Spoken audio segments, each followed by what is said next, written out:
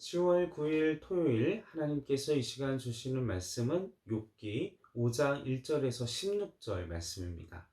욥기 5장 1절에서 16절 말씀입니다.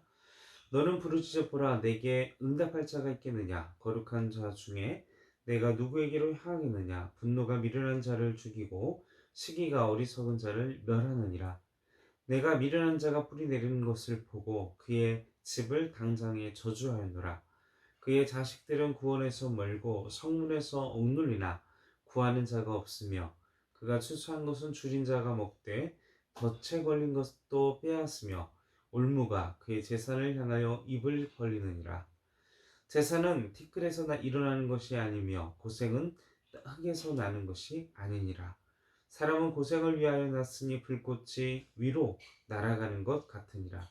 나라면 하나님을 찾겠고 내 일을 하나님께 의탁하리라.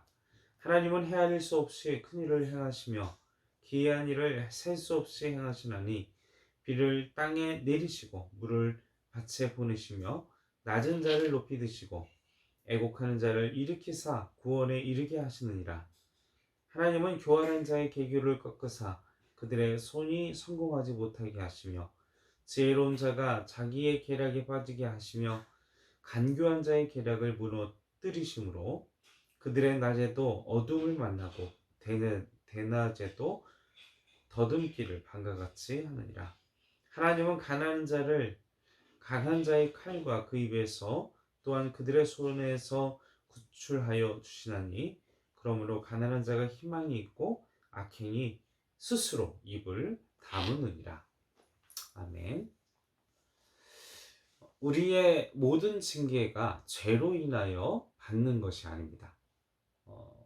하나님은 사랑하는 자를 훈련하시기 위해서 징계를 주시기도 합니다. 죄로 인하여 주시기도 하지만 또 여기에는 징벌의 성격보다는 훈련의 성격의 징벌이 있을 수도 있습니다. 오늘 본문의 욥처럼 지금 죄로 인하여 욥이 징계를 받고 있는 것이 아니라 욥은 지금 하나님의 특별한 사랑의 훈련을 받고 있는 것입니다.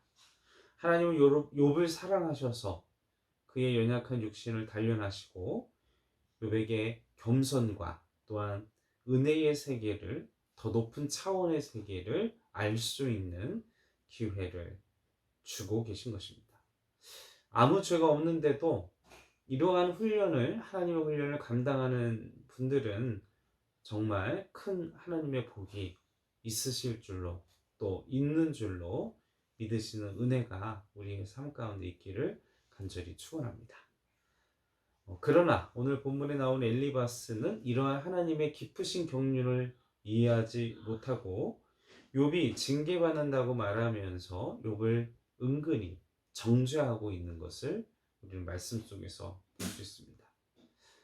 첫 번째로 1절에서 5절 말씀을 보면 엘리바스는 욥에게 어서 부르짖어 보라고 합니다. 그가 부르짖어도 하나님은 그에게 또한 응답하지 않는다라고 이야기를 하죠. 엘리바스는 미련한 사람은 자기의 분노 때문에 죽고 어리석은 사람은 자기의 질투 때문에 죽는 법이라고 이야기합니다. 그가 바로 욥이라고 은근히 빗대어서 이야기를 하고 있는 것이죠. 엘리바스는 욥의 기도를 하나님께서 듣지 않으시는 이유는 욥이 이러한 분노, 시기 때문이라고 이야기를 하고 있는 것입니다. 그리고 욥에 대한 죄의 어떤 근거, 팩트를 알고 있지 못하면서도 그 원인을, 인과를 전혀 파악하고 있지 못하면서도 마치 다 알고 있는 양 욥이 고난당하는 그것을 근거로 해서 욥이 시기하고 분노하는 죄를 지었다라고 그의 얕은 소견으로 욥을 정죄합니다. 엘리바스는 미련한 자가 뿌리 내리는 것을 보고 그 집을 당장 저주하였다고 합니다. 그리고 그 집이 튼튼히 뿌리박고 무성해 가는 것처럼 악인들이 종종 현세에서 짧은 번성을 한다고 말합니다. 하지만 어리석은 사람은 뿌리가 뽑히고 순식간에 망하는 것을 본인이 보았다고 이야기를 합니다. 이 이야기는 다 욥의 가정을 두고 빗대어서 이야기를 하는 것이죠. 뭐 틀리는 말이 없는 것은 아닙니다. 그러나 욥은 그러한 사람이 아니라는 것인데, 욥을 단순히 이 어리석은 사람, 죄로 인하여 하나님께 징벌을 받는 사람으로 엘리바스는 오해하고 이야기를 지금 하고 있습니다. 심지어 그 악인의 자녀들이 사람들이 많이 모이는 그 성문대로에서도 부당한 처사를 당하고, 또 도움을 구해도 그 어느 누구도 돌봐주는 이가 없고, 그리고 구해주는 이도 없고, 그리고 그들이 추수한 것들은 심지어 굶주린 사람들이 다 먹어치우며, 그리고 가시나무 밭에서 자란 것까지 그들의 것을 빼앗고, 그들의 것을 다 먹어치운다라고, 그의 모든 재산을 삼켜버린다라고 저주에 가까운 이야기를 엘리바스가 하고 있는 것입니다.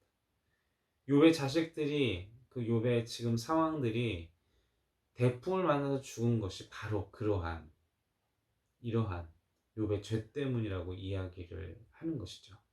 그리고 그에게 주어진 그 재난에, 그리고 그러한 상황들 때문에 모든 재산을 잃은 것도 동일하게 그것 때문이라고 이야기를 하고 있는 것입니다. 욥의 죄로 인해 하나님과의 관계가 막혔다라고 이야기를 하고 있는 것이죠. 그래서 하나님은 너의 기도를 듣지 아니하신다, 속단하며 얕은 생각으로, 그리고 그의 물질의 저주, 그리고 모든 것을 잃은 이유가, 자식까지 잃은 이유가 너의 이러한 교만과 오만과 이러한 죄들 때문이다, 이런 시기, 분노, 어리석은 자의 삶을 살았기 때문이다 라고 이야기를 하고 있습니다.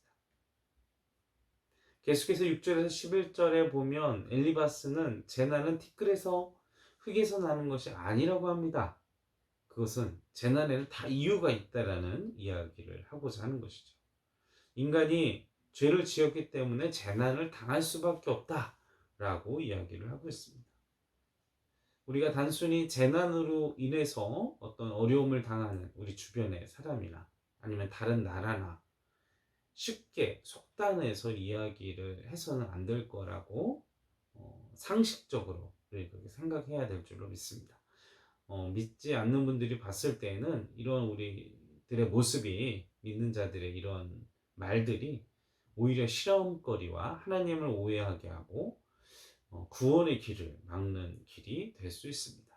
그래서 우리는 우리 주변의 이웃들, 아니면 주변의 나라들, 자연 환경이나 아니면 경제적인 문제나 물질의 문제로 고난을 당하는, 어려움을 당하는 사람들을 봤을 때 혀를 차면서 그들의 죄와 그들의 어리석음과 그들의 무능함과 그들의 죄악을 심판하고 질책하는 모습이 아니라, 그들을 미루어서 나의 삶을 돌아보고, 또 그것이 그 고난 가운데 있는 그들의 삶의, 그들의 마음을, 그들의 삶의 자리를 돌보고 또한 걱정해 줄 수 있는 하나님의 사람들이 되어 주시기를 간절히 소원합니다.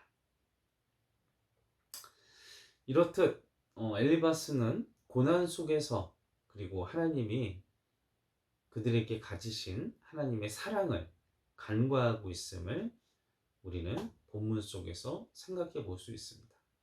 하나님은 욥을 분명 엄청나게, 우리 욥기 1장에서도 보셨다시피 사탄 앞에서 욥을 칭찬한 만큼, 인류 앞에서 욥을 대표할 만큼 하나님께서 욥을 사랑하시고 그만큼 인정해 주셨는데, 그런 베이스가 있음에, 그리고 그러한 상황이 배경에 깔려 있는 것을 이 엘리바스는 간과하고 있었다라는 것이죠. 그러면서 엘리바스는 자신은 의롭고 욥은, 그렇지 못한 상황에 있는 욥은 그를 은근히 무시하면서 또 그에게 죄를 질책하고 있는 것을 우리는 보게 됩니다. 엘리바스는 계속해서 이야기를 합니다.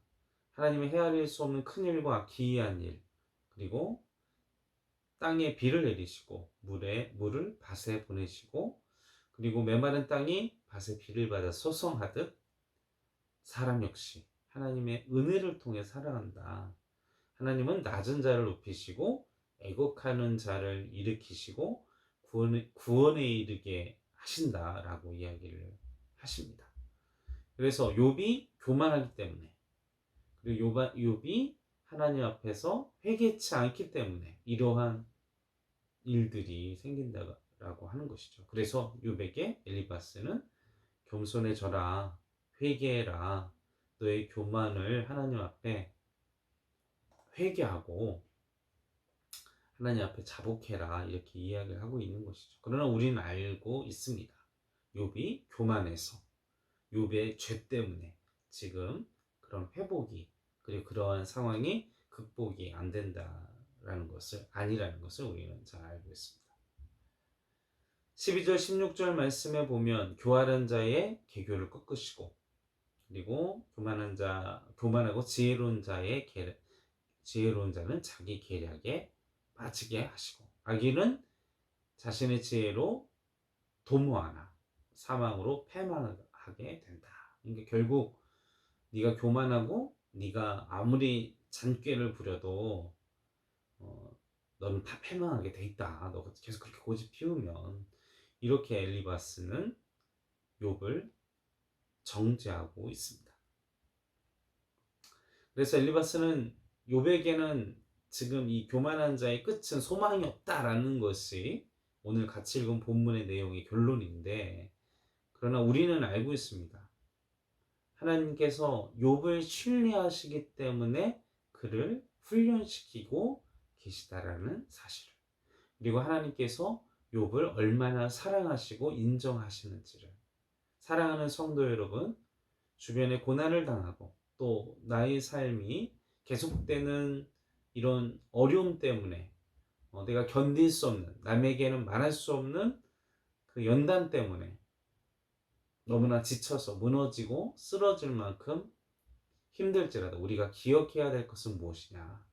하나님은 나를 사랑하신다는 것, 그리고 나의 중심을 이해하신다는 것, 그리고 나를 하나님께서는 언젠가 하나님의 선하신 뜻에, 그 시간에, 하나님의 그 때에 하나님께서 우리를 회복시키신다는 믿음을 확신하시고 가지시기를 바랍니다.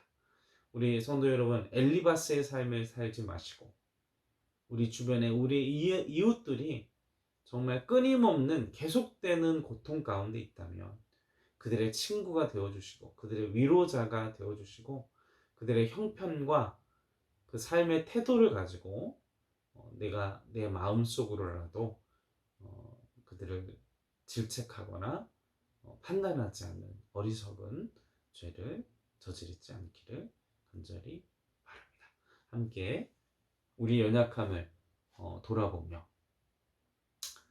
기도하겠습니다. 아버지 하나님, 엘리바스는 하나님의 그 무한하신 사랑과 또한 그 환난과 그 징벌 속에서 하나님께서 욥을 하나님의 큰 그릇으로, 하나님의 위대한 자로, 하나님의 정말 선택받은 자로 훈련시키시는 하나님의 그 깊으신 경륜을 알지 못하며 어리석은 그의 생각과 그리고 교만한 모습을 보게 됩니다.